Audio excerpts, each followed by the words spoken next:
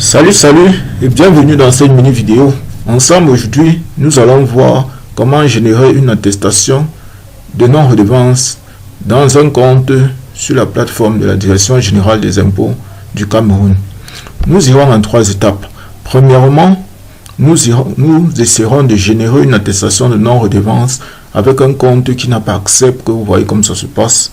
Deuxièmement, nous utiliserons un compte qui a accès à l'attestation de non-redevance.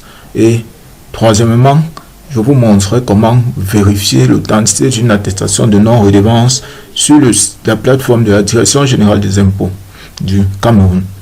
Sans plus tarder, lorsque vous avez accédé à votre compte, comme nous pouvons le remarquer à l'écran, vous allez sous l'onglet Traitement. Suivez juste ma souris. Traitement. En dessous là, vous auriez ANR barre RAM TVA barre contentieux. Vous cliquez tout simplement dessus. Donc lorsque vous arrivez sur cette fenêtre, vous avez ceci qui s'affiche: je ne suis pas un robot. Vous cliquez dessus, vous activez je ne suis pas un robot. Ici, il ne se passe rien, tout simplement parce que ce contribuable n'a pas accès à la plateforme Mesure qui permet d'éditer et de générer les attestations de non-redevance sur le site de la DGI Cameroun. Donc pour celui-ci, il ne pourra pas avoir accès, sauf s'il se rend dans son centre des impôts, rencontrer les administrateurs afin qu'ils activent son compte pour qu'il puisse avoir l'attestation de non-redevance.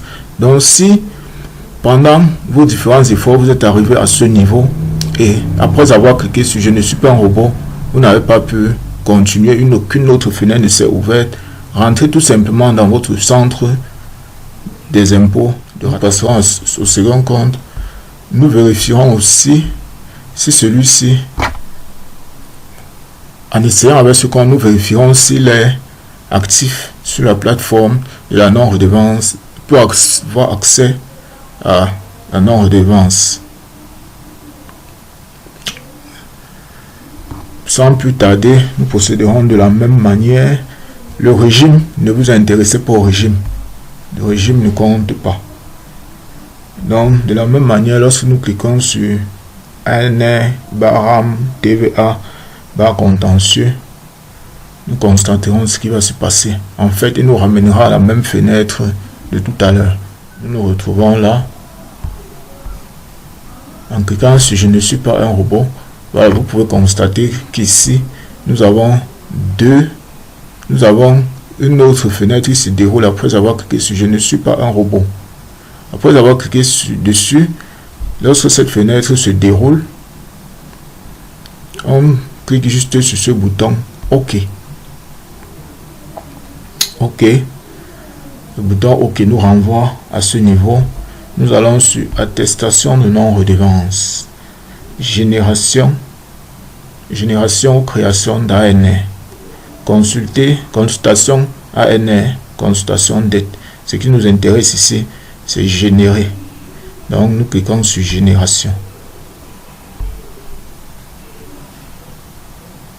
Voilà. Après avoir cliqué sur génération, nous nous retrouvons à ce niveau. Générer tout simplement. Voilà.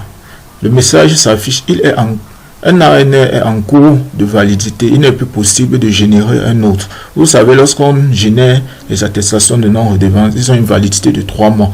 Pour ce cas, nous constatons tout simplement que celui-ci a une non-redevance encore en cours, donc il ne peut pas générer une autre. Si on veut l'éditer, on clique tout simplement sur consultation et on clique sur recherche. À la recherche, nous pouvons voir ici